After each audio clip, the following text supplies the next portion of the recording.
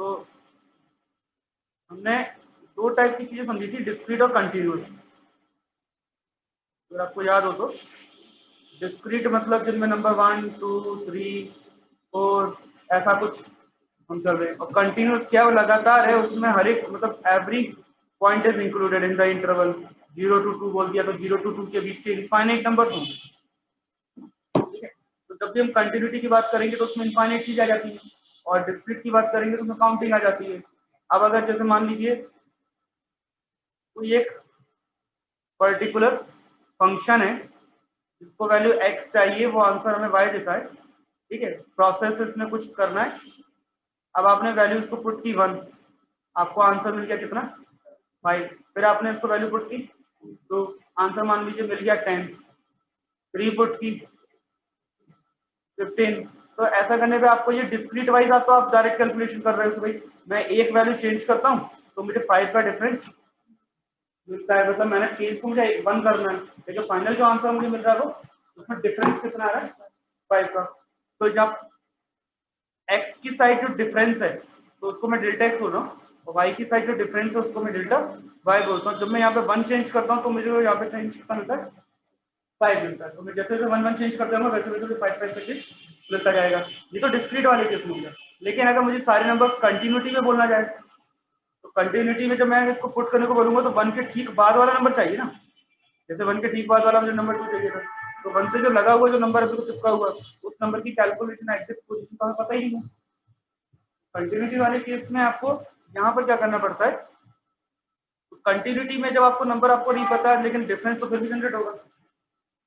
बहुत माइन्यूट से डिफरेंस के लिए आपको कितना डिफरेंस वहां मिलेगा। तो जब कंटिन्यूस में डिफरेंस की बात आती है तब वो हम कैलकुलेट इससे डिस्क्रीट की तरीके से नहीं कर सकते, तब उस केस में आपको चाहिए कैलकुलस। और कंटिन्यूस के केस में हम क्यों बात कर रहे हैं, क्योंकि हमारे लिए जो मनी है, जो हमने पैसा इन्वेस्ट किया है किसी ने इन शेयर मार्केट, तो ये एवरी ईच मिली सेकेंड कैलकुलेट हो रहा है। हर एक सेकेंड में उसकी वैल्यू जो हो रही है वो कंटिन्यूसली चेंज हो रही है। तो आपने x की वैल्यू अगर टाइम मान लो तो y की वैल्यू आपको मिल गया प्रॉफिट या लॉस, कितना बढ़ रहा है या कितना कम हो रहा है। तो आपका ये टाइम जो है वो कंटिन्यूस है, आप ईच और एवरी सेकंड आप कैलकुलेट कर रहे हो। तो आपका जो मनी है वो कन्वर्ट हो रहा है, और वो जो कन्वर्ट हो रहा है वो डिस्क्रीट में नहीं हो रहा है, वो भी पॉइंट में हो रहा है। 3.05 तो वो up to 10 decimal place 100 decimal places तक वो भी काउंट कर रहे हो, तो वो भी डेसिमल में चल रहा है, टाइम भी हमारा कंटिन्यूसली में चल रहा है लगातार। ठीक है, तो जब ऐसे केसेस में हमें कैलकुलेट करना है तो कैलकुलेशन जो आएगी वो कैलकुलस से होगी। आप ऐसा कैलकुलेशन कैसे करेंगे, आप कैसे बताएंगे कि इस पर्टिकुलर टाइम पे जाकर के ये जो शेयर मार्केट पे इतना आगे बढ़ेगा या कम हुआ, भाई प्रॉफिट होगा लॉस होगा, कैलकुलेशन। तो नॉर्मल आप उस चीजों से कंटिन्यूस चीजों की कैलकुलेशन नहीं कर सकते। हाँ, डिस्क्रीट अगर कुछ है तो उसका कैलकुलेशन डिस्क्रीट से किया जा सकता है। कंटिन्यूस है कुछ तो कैलकुलेशन कंटिन्यूस फॉर्म में ही होगा। और कंटिन्यूस में जो कैलकुलेशन होगा वो दो चीजें हमारे पास, इंटीग्रल एंड इंटीग्रल मतलब एडिशन, और डिफरेंशियल मतलब डिफरेंस। इन चीजों का कंटिन्यूस का। और कंटिन्यूस थिंग्स जो लगातार होती है उनको हम क्या करते हैं, फंक्शन के फॉर्म में लिखते हैं। जो मेरा इनपुट और आउटपुट है, मेरा इनपुट x है और मेरा आउटपुट जो है वो y है। बाय अप्लाइंग सम रूल ही तो मिल रहा है ना, और डिस्क्रीट नहीं है कंटिन्यूस है, तो मेरे पास जो फंक्शन होगा वो भी कंटिन्यूस ही होगा। तो मैं जो फंक्शन लिख रहा हूँ इतने सारे मेरे फंक्शंस पड़े हैं तो वो भी कंटिन्यूस फॉर्म में होंगे। अब इन फंक्शंस में मैंने वैल्यू चेंज की x की, तो y की वैल्यू चेंज कितनी हो रही है मैं ये जानना चाहता हूँ, मैं कंपैरिजन करना चाहती हूँ। तो वो चेंज क्या हो रहा है, आप चेंज केवल x कर सकते हो, y तो अपने आप ही होगा। ठीक है, तो वो जो चेंज आ रहा है कितना आ रहा है जानना है तो आपको डिफरेंशियल करना पड़ेगा। और आपको लगातार जो, जैसे मान लो ये मेरा कंटिन्यूस फंक्शन है ग्राफिकल, और मुझे इसका एरिया चाहिए अंडर, मतलब ये एरिया टोटल करते जाना है, तो आपको बार बार लेंथ इनटू ब्रेथ करना पड़ेगा। और ये कंटिन्यूस में तो आपको हर एक पॉइंट पे चाहिए कैलकुलेशन, तो उस केस में आपको एडिशन करना पड़ेगा। तो एडिशन के लिए कौन लगेगा, इंटीग्रल। तो आपके दो चीजें हैं, addition and difference of continuous functions. तो कंटिन्यूटी में जब चीज होगी तो आप एडिशन डिफरेंशियल इससे करेंगे। अब क्योंकि हमने स्टार्टिंग में एडिशन और प्लस माइनस सीखे तो उनके भी रूल्स पढ़े थे, बचपन में सीखे तो उनके भी रूल्स होते हैं। तो यहाँ भी आपको रूल्स पढ़ने पड़ेंगे कि इनके क्या नियम कायदे हैं, कैसे ये ऑपरेट होते हैं। भाई एडिशन मेरा ऑपरेटर था ना, ऑपरेटर समझते हो ना, ये भी एक ऑपरेटर है। ऑपरेटर क्या होता है, इसको दो वैल्यू चाहिए, एक पहले और एक बाद में, फिर ये इसको ऑपरेट करके फाइनल एक आंसर प्रोसेस चालू जाएगी और आंसर मिलेगा। अगर आप केवल इस ऑपरेटर को केवल एक ही नंबर दे दो, दूसरा नंबर ना दो, तो ये ऑपरेट नहीं करेगा ना। ऑपरेट कब करेगा, जब इसको दोनों नंबर चाहिए। ऐसे ही यहाँ भी मेरे पास ऑपरेटर होंगे, एक एडिशन का ऑपरेटर हो जाएगा और एक डिफरेंस का ऑपरेटर हो जाएगा। तो मैं यहाँ भी दोनों ऑपरेटर पढ़ूंगा। फिर उन दोनों ऑपरेटर की अपनी अपनी प्रॉपर्टी होती है, भाई कब ऐड करते हैं कब नहीं करते, कुछ रिजल्ट फाइनल जो ऐसे यही आएंगे, तो वो हमारे फॉर्मूले बन जाती है। ठीक है, और कुछ हमारे मेथड रहेंगे जो बेसिक फॉर्मूले हो जाएंगे, और एक मेथड हमारा रहेगा सब्स्टिट्यूशन का मेथड, तो ये उसको ऐड करने के कुछ मेथड्स रहेंगे। ऐसे ही डिफरेंशियल में भी आपके कुछ लॉज नियम कायदे आएंगे, भाई स्टैंडर्ड रिजल्ट, हर बार कुछ चीजों का रिजल्ट तो कंफर्म यही होगा। ठीक है, और फिर लास्ट में हम इन दोनों का क्या पढ़ेंगे, एप्लीकेशन, कि अब हम इसका अपना यूज कहाँ कर सकते हैं। तो आइडिया समझ में आ गया। Differential the process finding the derivative of the continuous function. तो यहाँ पर अब आपको जब बात होती है कि भाई वन एक नंबर है और वन के ठीक बाद वाला जो नंबर आएगा तो वन प्लस एक्स डिस्टेंस पे होगा, और इसमें डिस्टेंस बिल्कुल हम जीरो कर देंगे, तभी इसके ठीक बाद बिल्कुल बिल्कुल साथ वाला नंबर मिल जाएगा। ठीक है, तो अगर मुझे इसकी जैसे मुझे इसके ठीक बगल वाला नंबर चाहिए, तो इनके बीच का डिफरेंस क्या करना पड़ेगा, जीरो। तो जैसे जैसे डिफरेंस कम होता जाएगा वैसे वैसे नंबर और क्लोज आता जाएगा। और जब कंटिन्यूसली में आप नंबर को मतलब कम करते हैं, तो कंटिन्यूसली में, तो इसका मतलब आप बस एक ही चीज आप एक ऐड करते हो, तो वो है लिमिट। आप क्या चीज ऐड करते हो, लिमिट। तो लिमिट क्या करती है भाई, वैल्यू को मूव कराना शुरू करती है। तो लिमिट जैसे मैंने लिखा कि इसके बीच का जो डिफरेंस मान लो एच मान के डिफरेंस, तो जनरली अपन इंटरवल लेते थे ना एच, तो एच मेरे पास जो डिफरेंस है वो मैंने ऐसा बोला tends to zero. Tends to zero मतलब जीरो की तरफ बढ़ रहा है, मतलब डिफरेंस कम होते जा रहा है होते जा रहा है। तो it is tending to zero, equal to zero नहीं हो रहा है, बस टेंडिंग टू जीरो, मतलब अबाउट जीरो, जीरो के बराबर। मतलब जैसे ये वैल्यू है, अब ये जो वैल्यू है तो जीरो के बराबर, लेकिन एग्जैक्टली जीरो नहीं। ठीक है, तो ये स्टैंडिंग टू जीरो, बिल्कुल नजदीक जीरो पे पहुंचेगा, तो ठीक बाद वाला जो नंबर होगा वो मुझे इस पर मिल जाएगा। तो जब मैं एस टेंस टू जीरो की बात करता हूँ, इट इज मूविंग, जो डिफरेंस है वो कम होता है। लिमिट आप जब ऐड करोगे तो डिस्क्रीट में जैसे ही आपने लिमिट और कॉन्सेप्ट का ऐड किया, लिमिट का कॉन्सेप्ट ऐड किया, तो आपका जो फंक्शन है वो किस में कन्वर्ट हो जाएगा,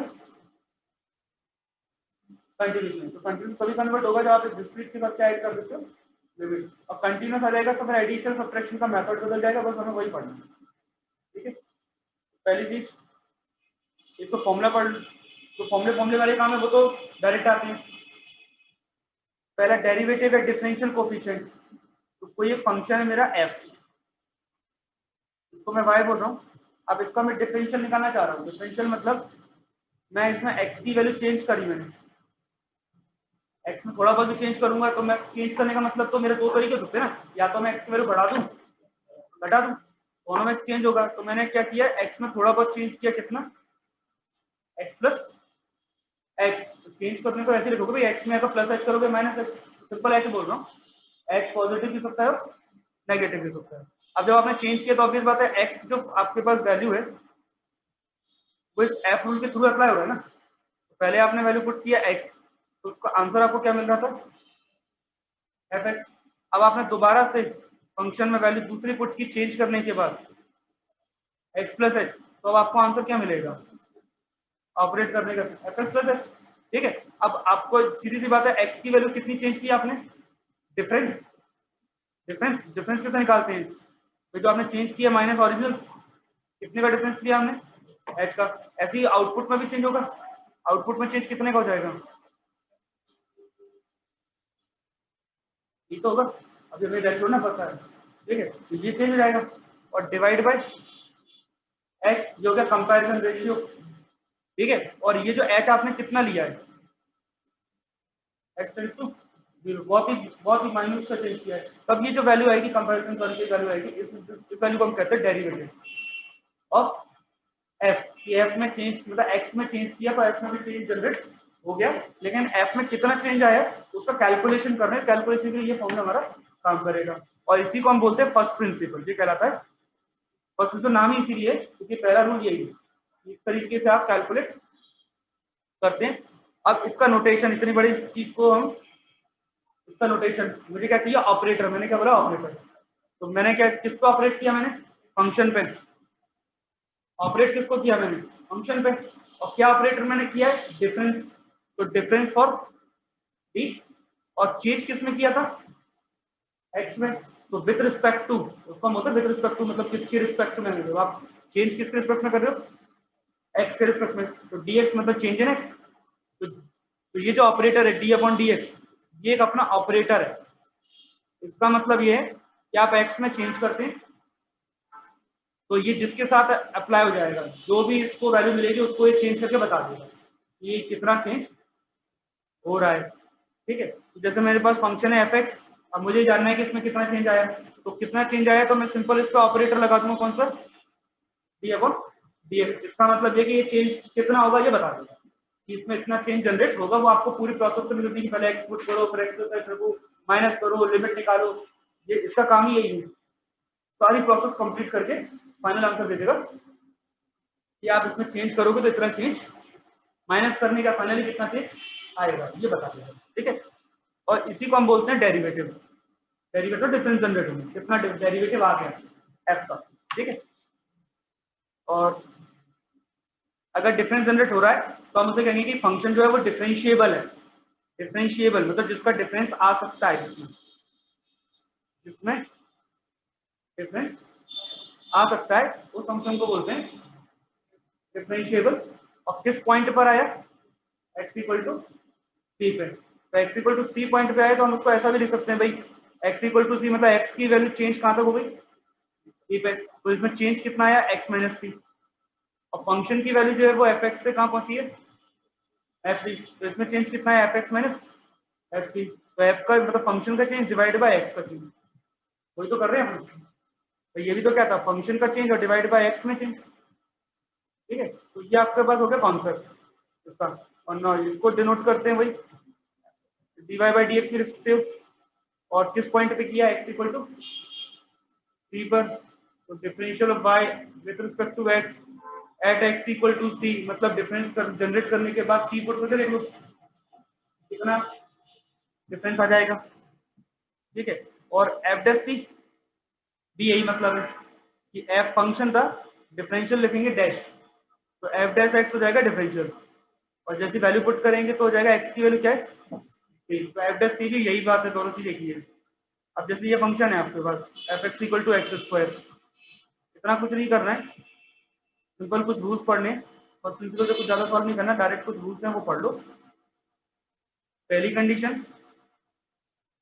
differential of constant is always zero. क्यों, क्योंकि आप जैसे मेरे पास जो फंक्शन है वो कांस्टेंट है, कांस्टेंट मैंने क्या ले लिया, 5 ले लिया मान लो।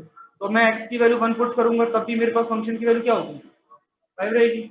मैं 2 पुट करूंगा तब भी वैल्यू 5 ही रहेगी। आप x की वैल्यू तो चेंज करते जा रहे हो, y की वैल्यू में कितना चेंज आ रहा है, तो आप किसी बोलो भाई डिफरेंस आएगा ही नहीं, आप कितना भी चेंज करो डिफरेंस ही नहीं आएगा। तो यानी कि कांस्टेंट का डिफरेंस क्या होता है, 0 होता है। ठीक है, तो पहला रूल क्या है, डिफरेंशियल ऑफ कांस्टेंट इज 0। दूसरा रूल है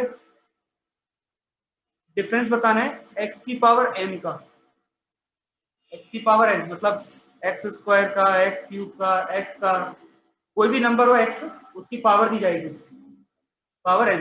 तो इसका जो आंसर आएगा n आगे आ जाएगा पावर, और x की एक पावर वैल्यू हो जाएगी कम, तो x की पावर n माइनस, ये आपका फॉर्मूला है सेकंड। ठीक है, ये आपको फॉर्मूला याद रखने, मार्क कर लेना, ये पहला फॉर्मूला, दूसरा फॉर्मूला। ठीक है,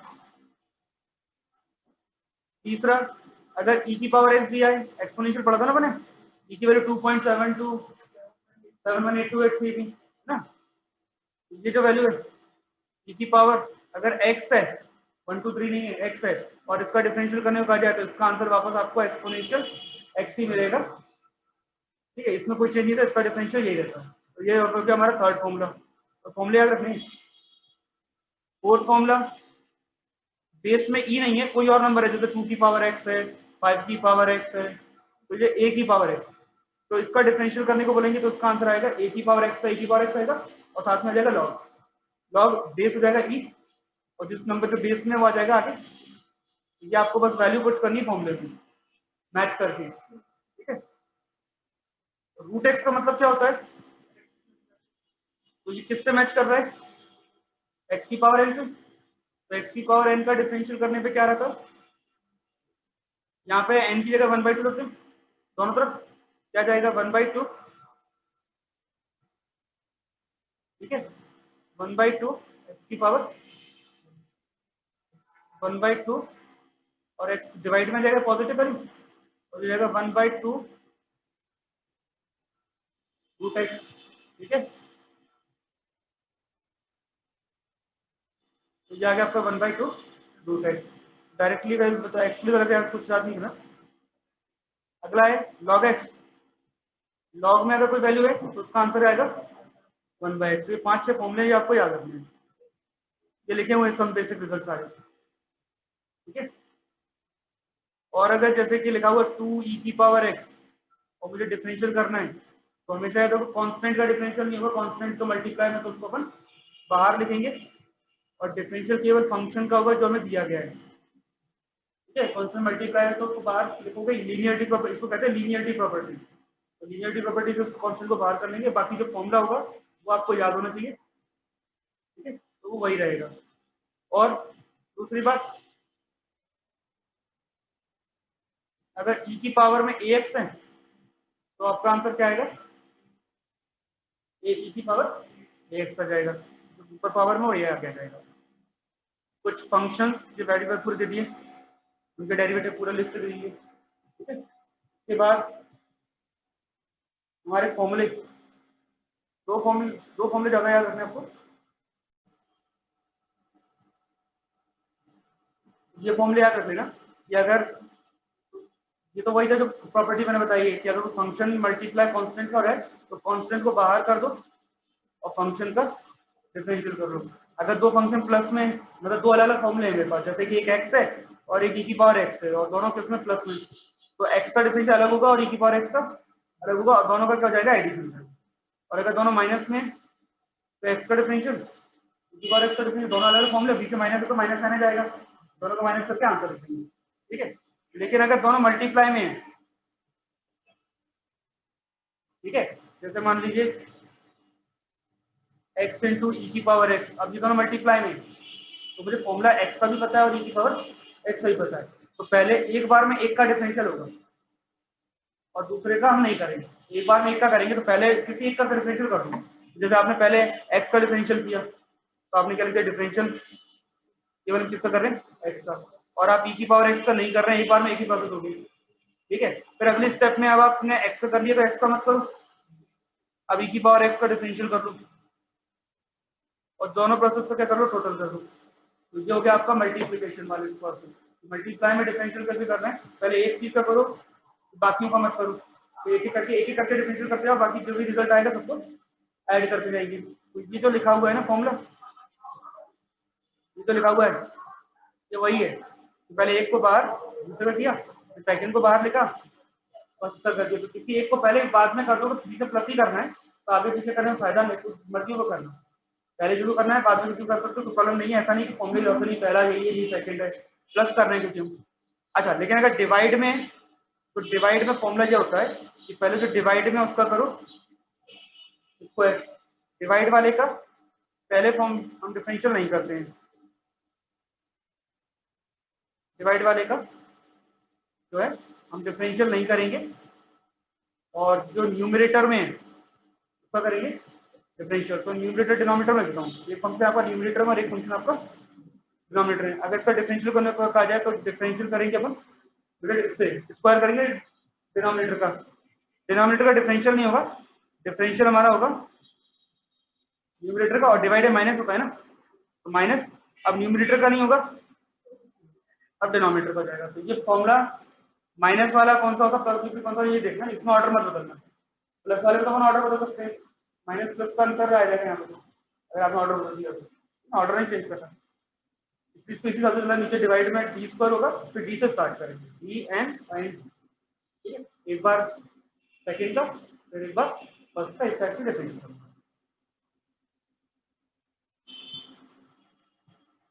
और फंक्शन टू द फंक्शन ये मैं बताऊंगा मेथड फॉर्मूले से। अब जैसे ये लिखा हुआ है,